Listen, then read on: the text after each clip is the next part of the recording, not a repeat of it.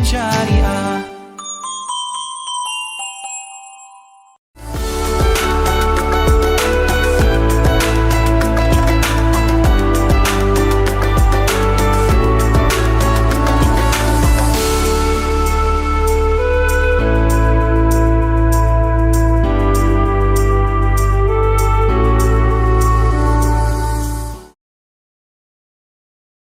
Dipersembahkan oleh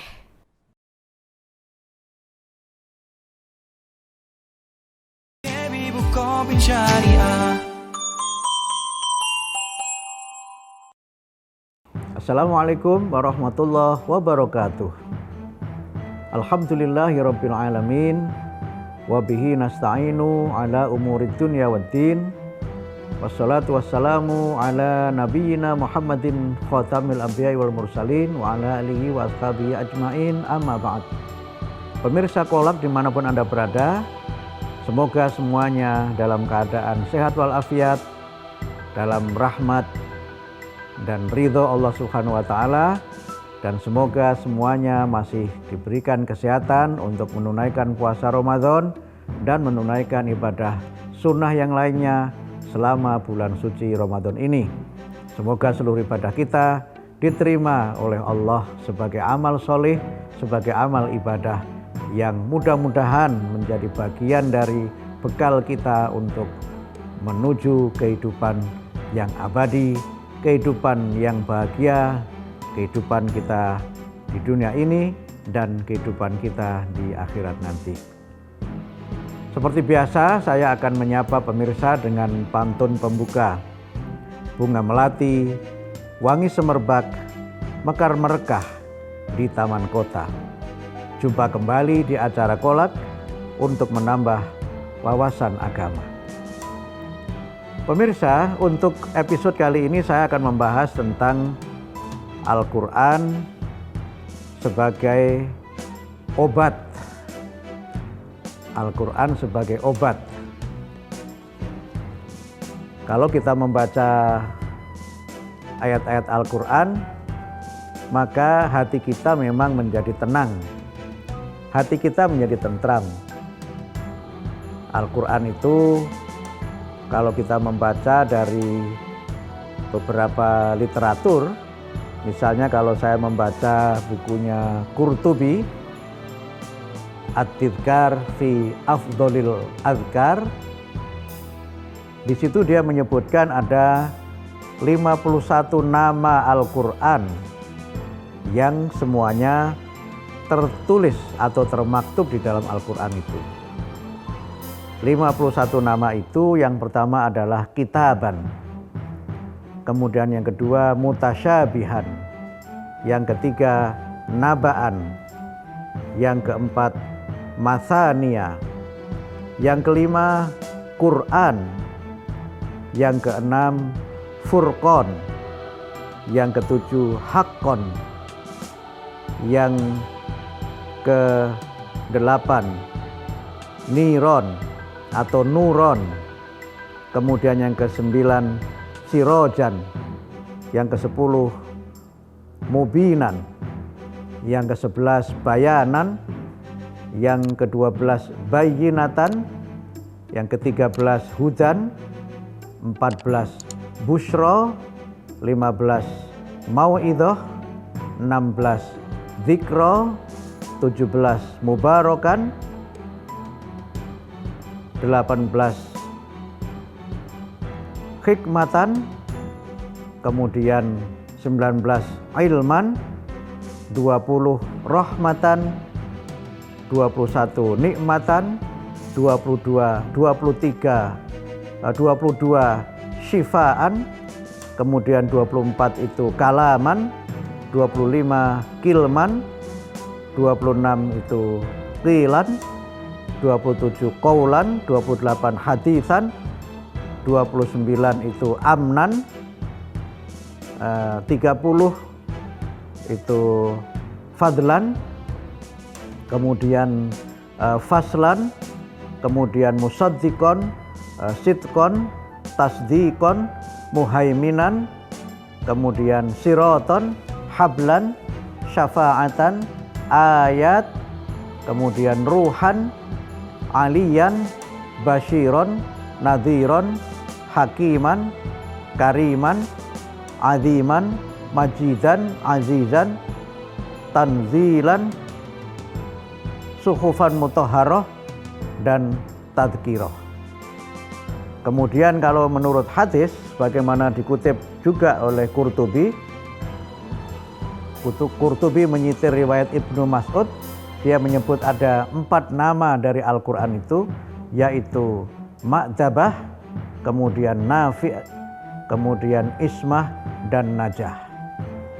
Nama-nama Al-Quran itu, kalau saya mengikuti As-Suyuti di dalam Al-Itqan fi Ulumil Quran, itu juga sekaligus menunjukkan fungsi dan manfaat dari Al-Quran bagi orang yang membacanya.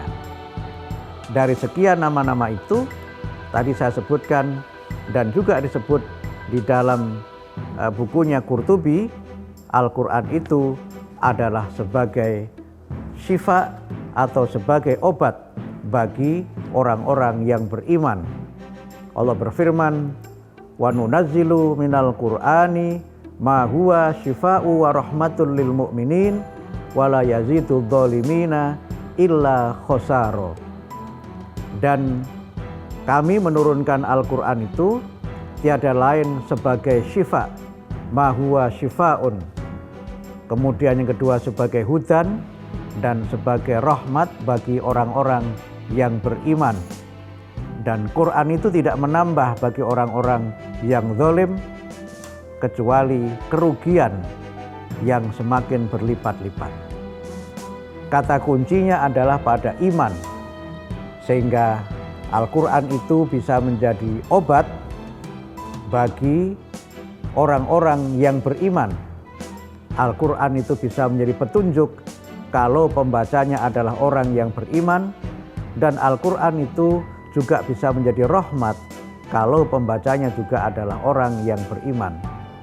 Kalau orang itu tidak beriman, dia membaca Al-Quran tetapi hanya sekedar bacaan saja. Dia mendapatkan pengetahuan tapi tidak mendapatkan petunjuk dari Allah. Dia mendapatkan mungkin penelitian itu. Kalau dia baca Quran hanya untuk penelitian, bukan karena dia iman, maka dia akan mendapatkan mungkin teori-teori baru dari Al-Quran, tetapi dia tidak mendapatkan Quran itu sebagai rahmat dan sebagai obat. Nah, bagaimana agar Quran itu bisa menjadi obat bagi kita semuanya, bagi kaum beriman, kita akan bahas pada segmen yang kedua. Pemirsa Kolak dimanapun Anda berada, seperti biasa di segmen kedua saya akan membaca pantun. Kali ini pantun bukan ciptaan saya, tapi pantun dari produser acara ini. Jadi produsernya membantu saya membuatkan pantun. Pantunnya ada banyak, tapi saya baca satu untuk pengantar segmen yang kedua ini. Di Mekah ada air Zam-Zam. Rasa airnya sangat menyegarkan. Dalam satu hari ada 24 jam, maka sempatkanlah membaca Al-Quran. Nah, kalau kita membaca Al-Quran, kita mendapatkan penjelasan bahwa Quran itu adalah obat. Tadi sudah saya baca satu ayat di dalam surah Al-Isra. Sekarang saya baca firman Allah di dalam surah Yunus, surah yang ke-10 ayat 57. Allah berfirman, ya ayyuhan nas, qad ja'atkum mau'idhatum mir rabbikum wa syifaa'un lima fis sudur wa hudaw wa rahmatul lil mu'minin. Wahai manusia, sungguh telah datang kepadamu mau'idhah, nasihat mir rabbikum, nasihat dari Tuhanmu, wa syifaa'un lima fis sudur, dan obat bagi penyakit yang ada di dalam dada, wa hudaw wa rahmatul lil mu'minin, dan sebagai petunjuk serta rahmat bagi orang-orang yang beriman. Kalau kita membaca ayat ini, maka kita mendapatkan paling tidak 3 penjelasan. Yang pertama, Quran itu berisi nasihat. Quran itu di dalamnya terdapat petunjuk dan juga menjadi rahmat dan menjadi obat. Nah, ini yang pertama.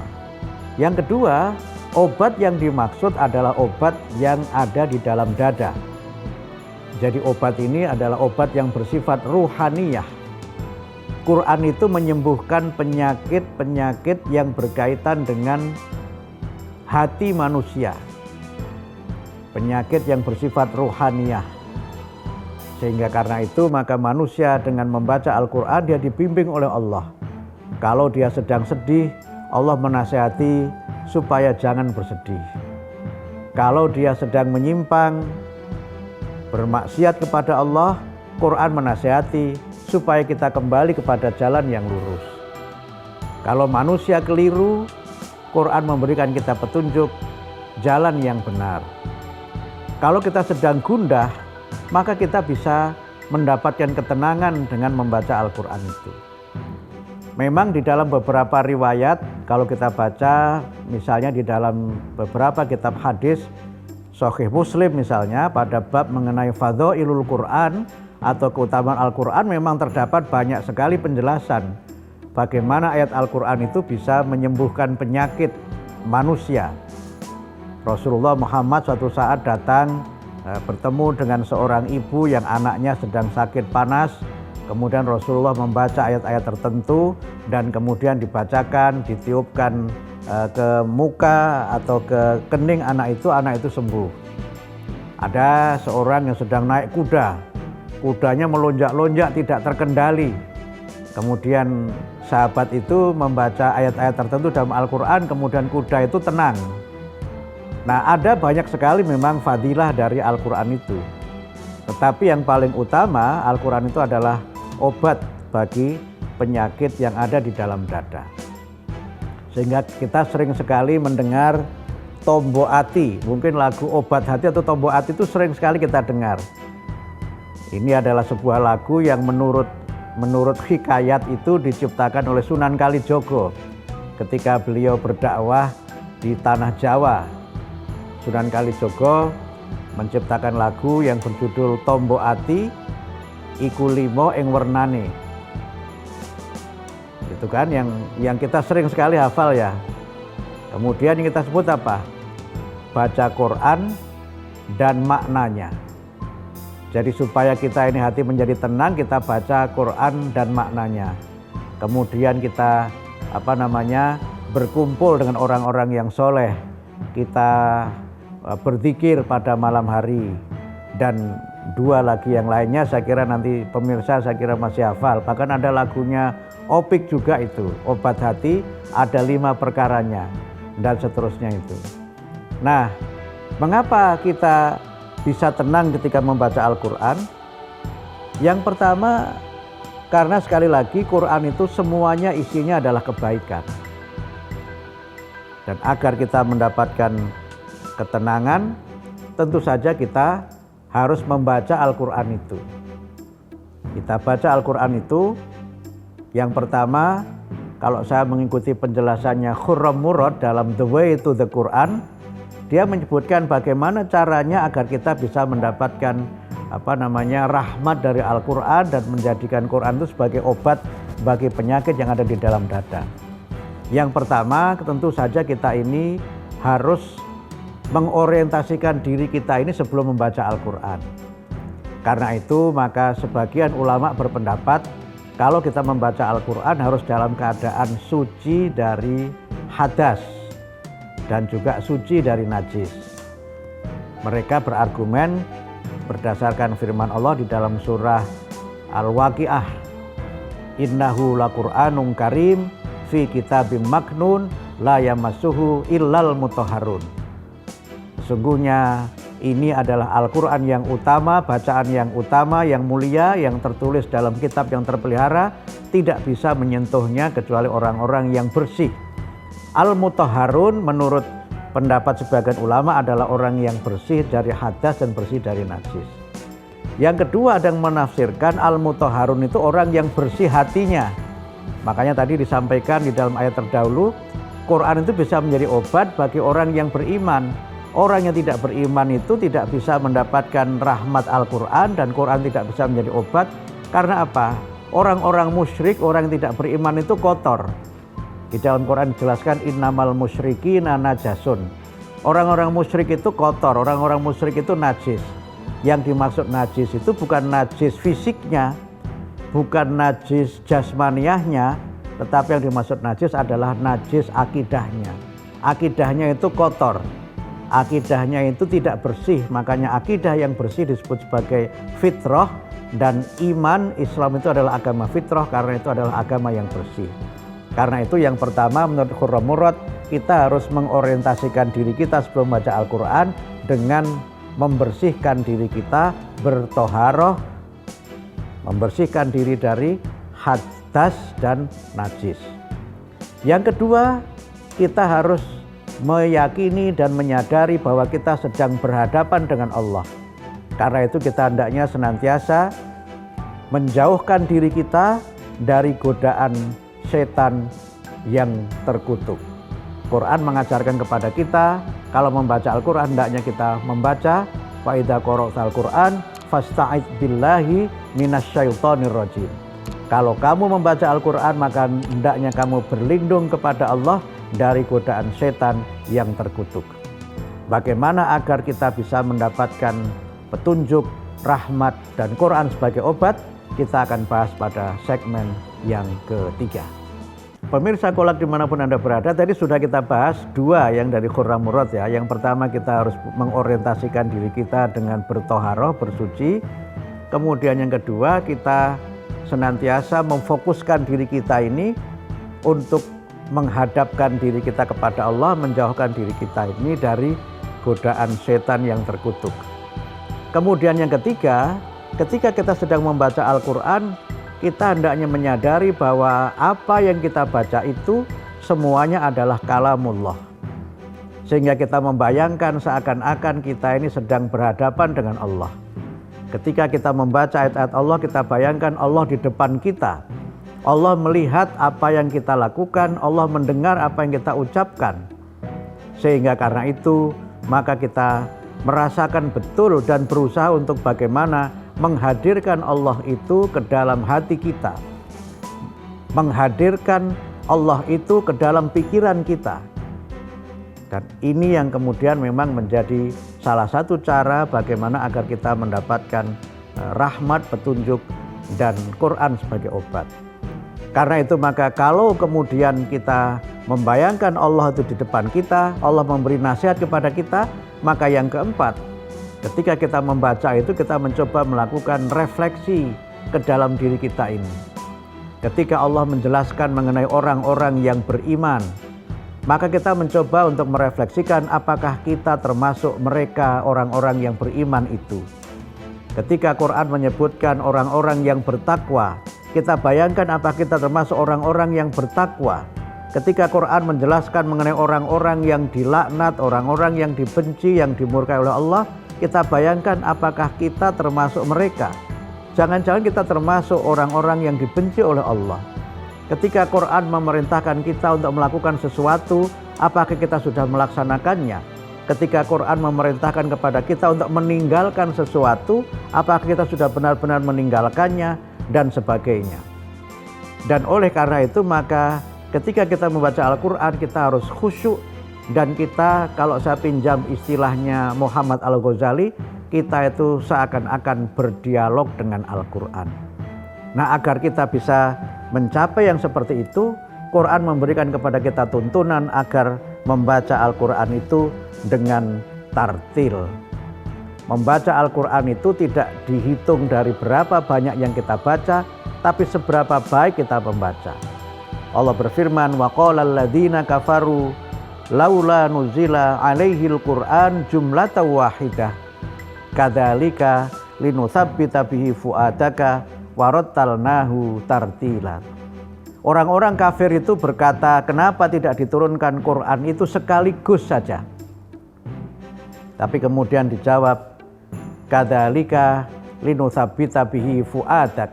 Yang demikian itu agar Allah meneguhkan Al-Quran di dalam hatimu, agar Al-Quran itu tertanam kokoh, subut di dalam hati kita ini, dan agar kita membacanya dengan pelan-pelan membaca dengan benar dan membaca dengan berangsur-angsur. Membaca Al-Quran bisa kapan saja, tetapi ada waktu-waktu yang kita dianjurkan dan kita mendapatkan ketenangan dengan membaca Al-Quran itu. Di antara waktu-waktu yang kita dianjurkan membaca Quran adalah waktu sepertiga dari malam atau tengah malam. Sebagaimana firman Allah di dalam surah Al-Muzammil, surah yang ke-73 ayat 1 sampai dengan 4. Ya ayyuhal muzammil, qumil laila illa qalila, nisfahu awingkus minhu qalila, auzid alaihi warattilil qur'ana tartila. Wahai orang yang berselimut. Ayat ini diturunkan ketika Nabi Muhammad sedang berselimut. Qumil laila illa qalila, kamu hendaknya bangun pada malam hari walaupun hanya sedikit saja. Nisfahu awingkus minhu qalila, separuh saja atau kurang dari separuh. Auzid alaihi, atau bisa juga lebih dari separuh. Warattilil qur'ana tartila, dan hendaknya kamu baca Al-Quran itu dengan bacaan yang pelan-pelan, dengan penuh penghayatan, dan dengan meresapi semua bacaan yang kita lafadzkan. Karena itu maka membaca Al-Quran itu tidak dihitung kemuliaannya dari berapa banyak yang kita baca, tetapi seberapa bagus kita membaca. Karena itu kalau saya mengikuti penafsirannya Lamia Al-Faruqi, dia menerjemahkan warattilil Qur'ana tartila itu dengan enchant the Quran as it is chanted gitu.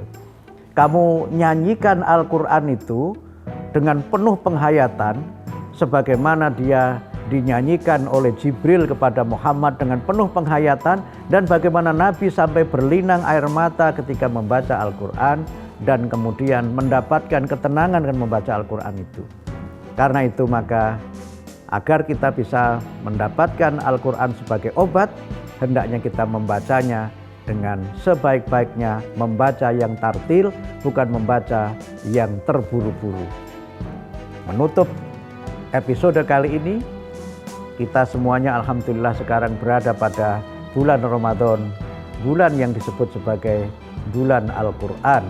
Syahrul Ramadan alladzi unzila fihil Quran, hudal linnas wa bayyinatin minal huda wal furqan.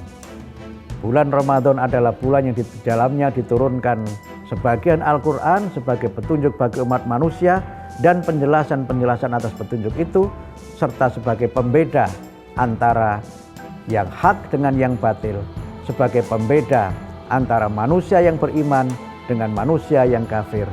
Dan kalau kita beriman kepada Allah, membaca Al-Quran dengan penuh khusyuk, dengan mengharapkan petunjuk, dengan mengharapkan ridho dan rahmat Allah, hidup kita akan menjadi tenang dan Quran akan menjadi obat bagi penyakit yang ada dalam hati sanubari kita. Nasrul minallah wa fathun qarib wa basyiril mu'minin. Wassalamualaikum warahmatullahi wabarakatuh.